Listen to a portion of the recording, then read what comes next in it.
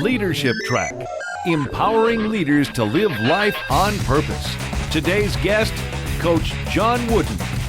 There's no way you can give 110%, and there's no such thing as an overachiever.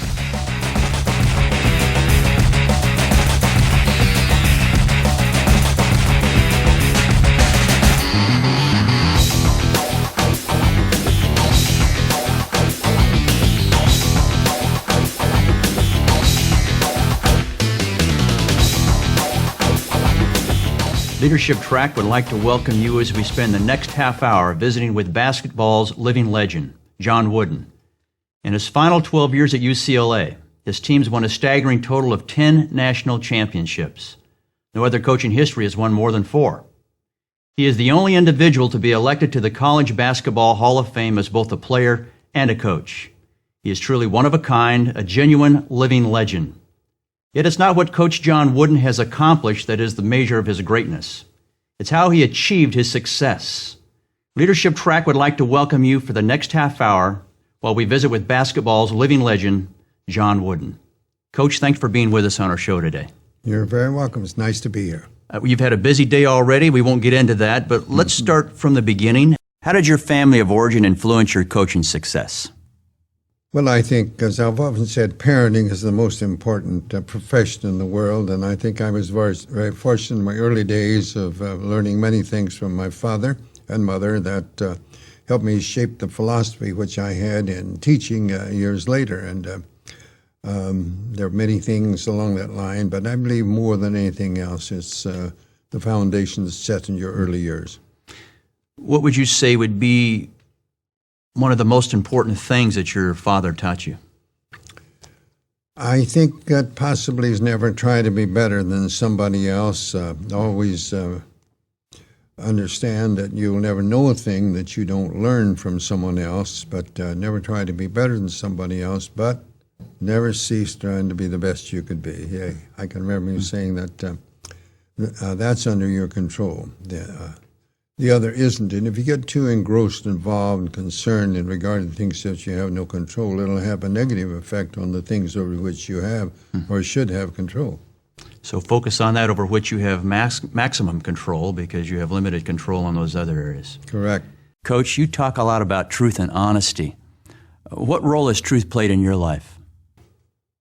Well, I believe that it enables you to have certain serenity or peace, tranquility. As Dad said in one of the sets of 3s that he gave me and my brothers when we were in grade school, is don't lie, don't cheat, don't steal. And I can remember him saying that if you never lie, if you always tell the truth, you don't have to remember what you say. And if you lie, one lie will lead to another. And I know I never understood that at the time, but somewhere in the hidden recesses of the mind, I recall those things, and I think they are meaningful.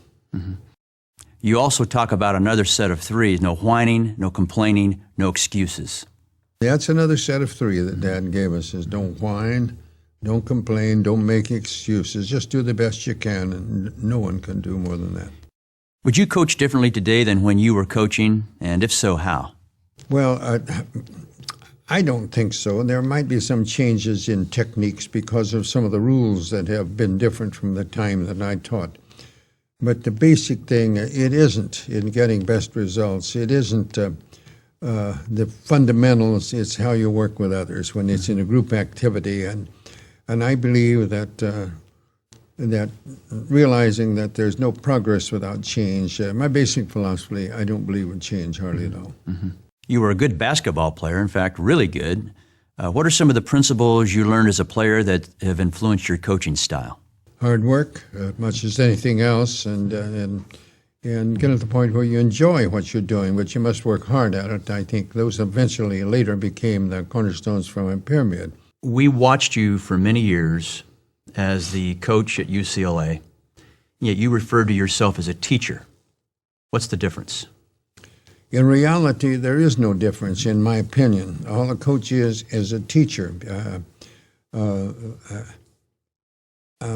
You're teaching more things than just, however, the subject matter. Like I taught English for many, many years, and always prior to coming to UCLA.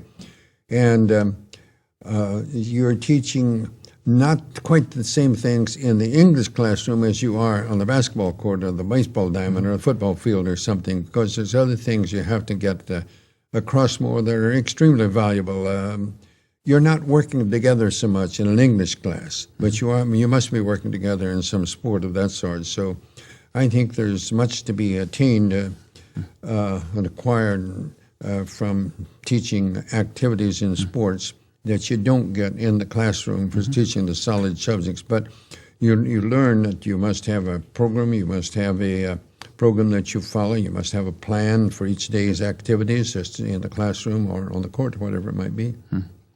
You also were at UCLA coaching for 15 years, I believe, before you won a national title. Do you think that in today's college environment, they would allow you 15 years to produce a championship team? Well, it depends on a lot of other things. There are certain reasons why you couldn't. I've said, in my case, when I've asked, how come it took you 15 years to win a national championship? And I said, well, I'm a slow learner, but you'll notice when I learn something, I have it down pretty good, and that's the important thing. But I think that if you conduct yourselves in the proper manner and those under whose supervision you are understand that you're working for more than just the outcome as far as the score of a game, I think that you're going to be okay in the vast majority of places. Some, maybe not.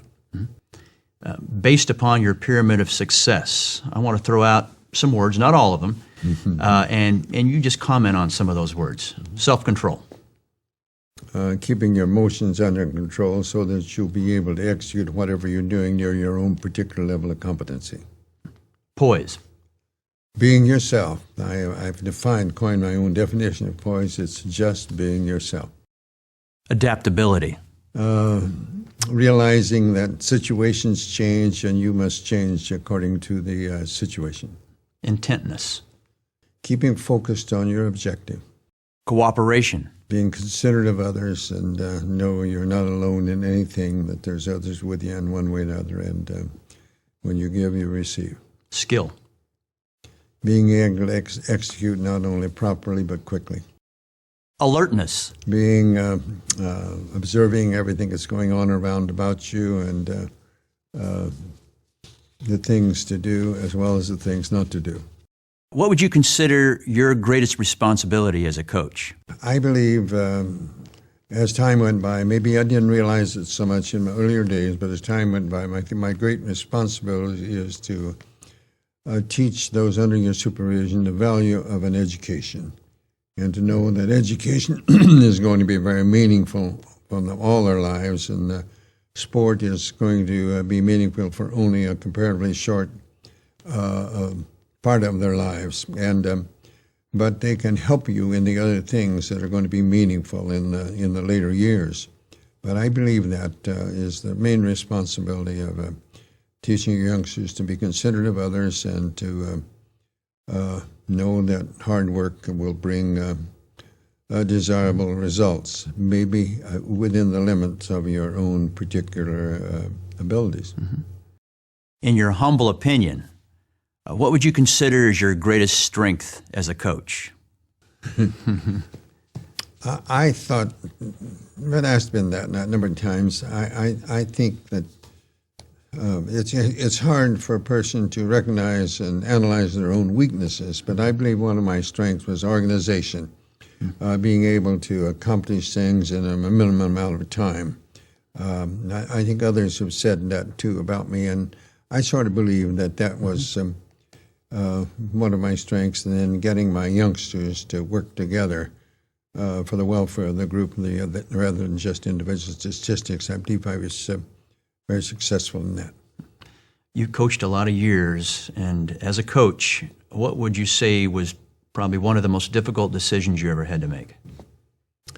I think that when you have to discipline someone under your supervision, or you have to decide who's going to get the letters at the end and who's going to be your traveling squad, and who should be playing at this certain time, and to make this proper substitution adjustments you have to make. Those are When you have to make a decision that you know is going to affect others, those are the difficult decisions you have to make. And sometimes we don't realize how much a certain decision you're going to make is going to affect others.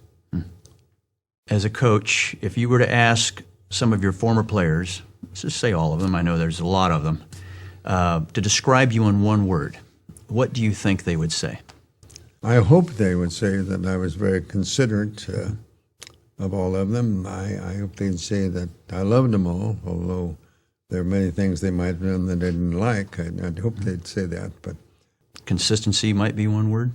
Yes, in spite of the fact that some say that consistency is the last refuge of those who have no imagination. That's very good. I think that you have to be consistent in so many ways. In your first year as head coach at Indiana State, you and your team were invited to participate in the national tournament, but you refused to go. What happened?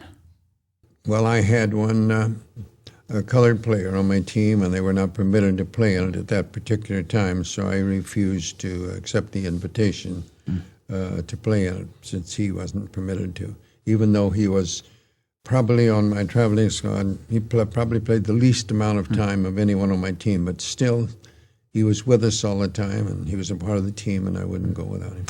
What were the results, the fallout, the repercussions of that decision that you made? The next year, the very next year, we were invited again, and this time they permitted him to come with some restrictions. He couldn't stay in the hotel where we were staying. He couldn't have his meals in the dining room, but he could have his meals in the hotel provided we had a private room. And I refused again, but I was beseeched by the NAACP and his parents and some others that it might be a breakthrough. And so I relented, and we went. He stayed with a colored minister and his wife, but was the hotel for meals, and we did have a private room. We had no problem with him. He was accepted. Of course, he didn't get to play very much. Had he been a star player, it might have been, I don't know that it would have been, but it could have been different. And we had more trouble on the way driving from Terre Haute to Kansas City, stopping in some places maybe to eat where they wouldn't let him come in and eat, so I wouldn't let anybody go. We'd just go someplace else. And would not make any big deal of it. Say, I feel that, some bologna and crackers and cheese would be better anyway for all of us. So we go to get something else, and our other players would accept it. But anyway, I think it did serve as a breakthrough. People were right, and about a few years later, an all-colored team won the championship there. How many years ago was that? That was in 1948. 1948. That's the year I was born. 56 years ago. Let's fast forward a couple of decades now, and we're in the era of the 60s and 70s. It was a tumultuous time, very confusing time for a lot of people, and you had some extremely strong-willed players. That's how I will describe it. How did you manage those times and those kinds of players? Well, you have to change with the times. There's no question about that, but you can't change your basic philosophy. And for example, one great player, one of the greatest players I ever had, and one of the greatest playing the game, said I didn't have the right to determine whether or not he could wear a beard or a mustache or let his hair go extremely long. And I said, no, I don't have that right. I just have the right to determine who's going to play, and we're going to miss you. And very subtle. Yes, very powerful. And he got taken care of, and there was no problem. And he's often been interviewed. He's been asked, "Do you think Coach would have stood up for it?" And he said, "Well, I got taken care of, didn't I?" And so I think I tried to teach my players, for example, I'm not going to try to tell you what religion you should have or what your politics should be. Have something, believe in it, have some reasons to stand up for it, but please stay open-minded. That's all I ask. We're going to take a break, and when we come back, we will join legendary coach John Wooden to talk about some of the principles of leadership that have really shaped his life and the lives of so many people. We'll be right back.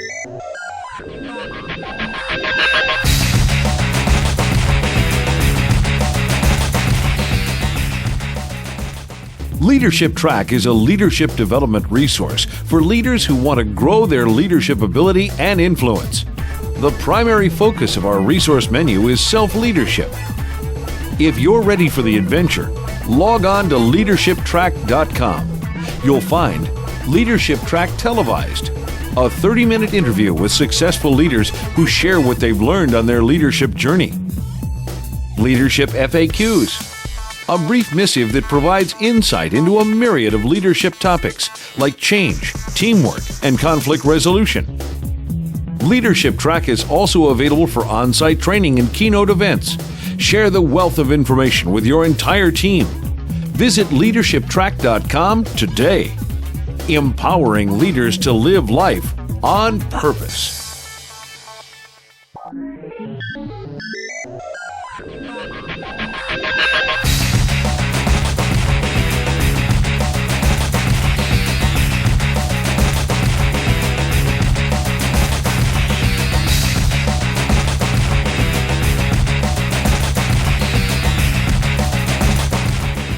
Welcome back to Leadership Traq. We're with legendary coach John Wooden. We're talking about some of the issues of leadership that formed his own life and the lives of so many other people. We're talking about his past, his teams, his presence, what his plans are for the future. Coach, thanks for being with us on the show. And one of the questions I wanted to ask you is this. You had a lot of stars on your team, but how did you handle that whole issue of being a star with regard to being a team player as well? Well, my basic philosophy at the very beginning is that we're working this together, and I have in my pyramid team spirit, and that is to, realize that each individual must make the effort to be concerned about the team first. I want their individual abilities to be put to use for the welfare of the team, not for themselves. I once heard team spirit defined as in willingness to lose oneself in the group for the good of the group. And I used that but didn't like it particularly well. But finally, by changing one word, I changed the word willingness to eagerness.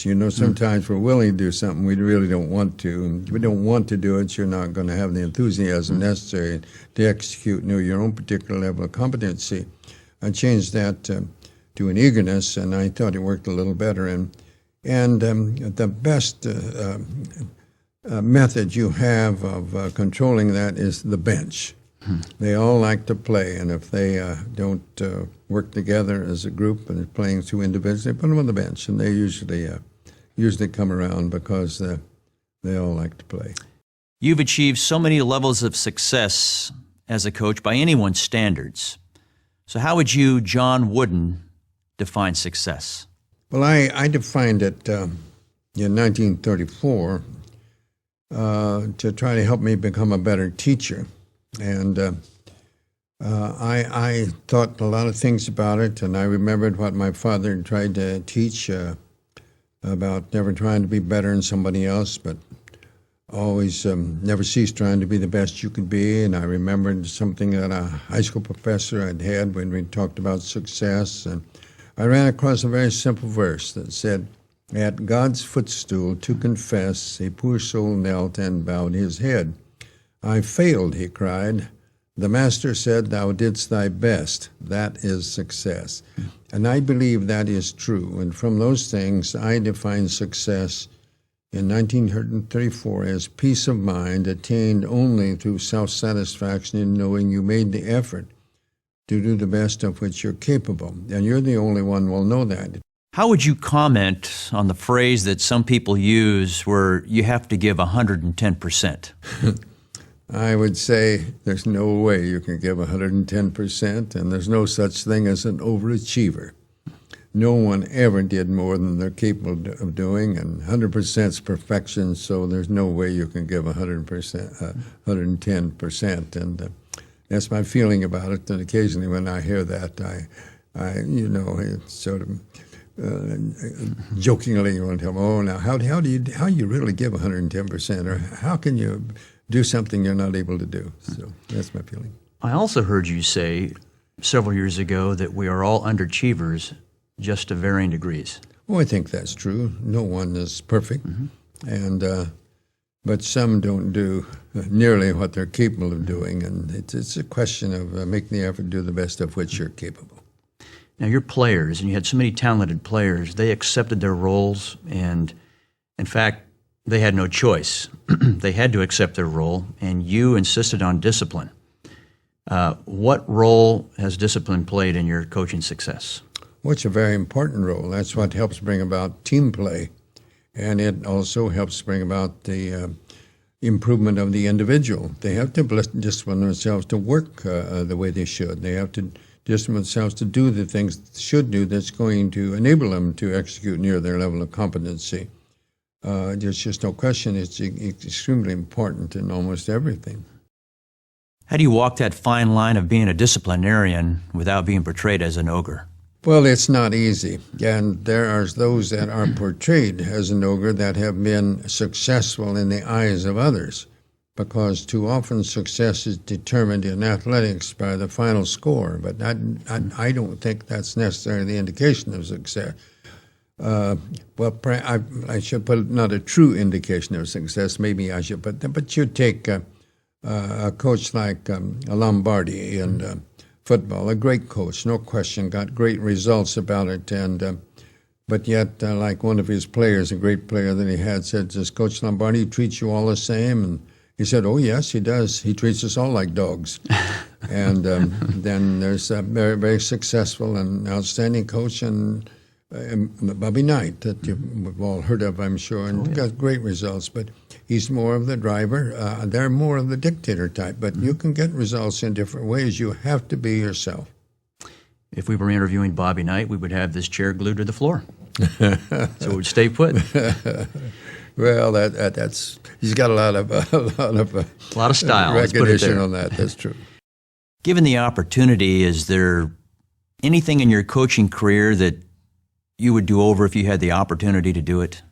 There are many things, because I learned as the years went by. If I go back to my early years, I wish that I had known what I learned, the things I learned in my later years, in my earlier years. Of course, that's of course impossible. Yes, but this mistakes I made, I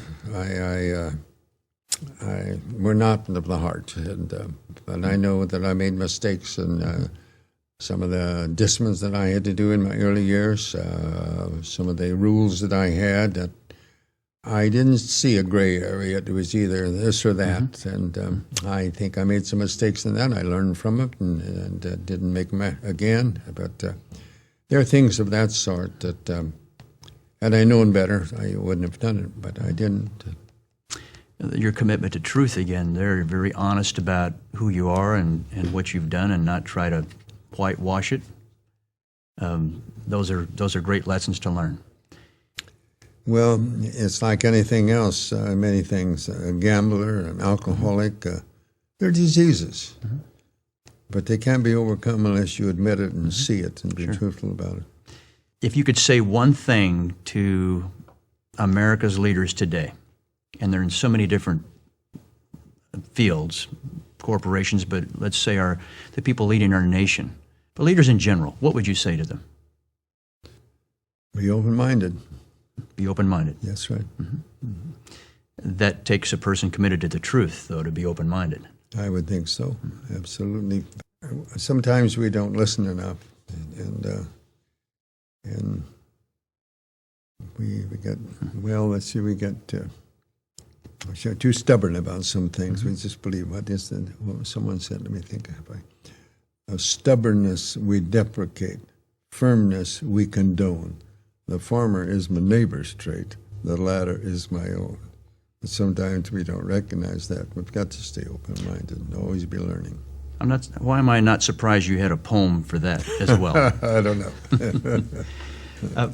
What is the one piece of advice that you wish you would have been given when you started your coaching career?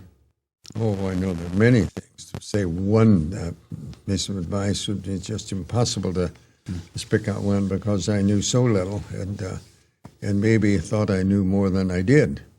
But I know some of the mistakes I made, for example, was having too many rules that I thought. And I learned, for example, in my early years, I had a lot of rules and a few suggestions. As time went by, I had less rules and more suggestions.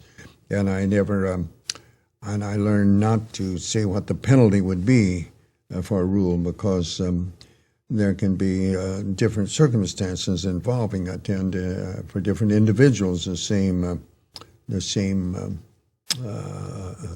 action should be different and one for another for various reasons. And I think I learned things like that along the way that helped me. Mm-hmm. What would you most like to be remembered for? As one that was considerate of others. That's great. You were a learner. I know you read a lot. You write a lot. That would keep a person young, curious, adventuresome. I mean, life is an adventure to you. Well, of course it is. You're probably busier now than you were when you were teaching. I really am. I sometimes think I should go back to UCLA, get a little rest. Some people retire, others refire. And you have refired. You have refired.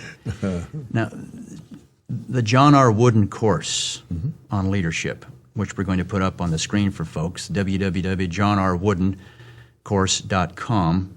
Tell me a little bit about that, how that came to be.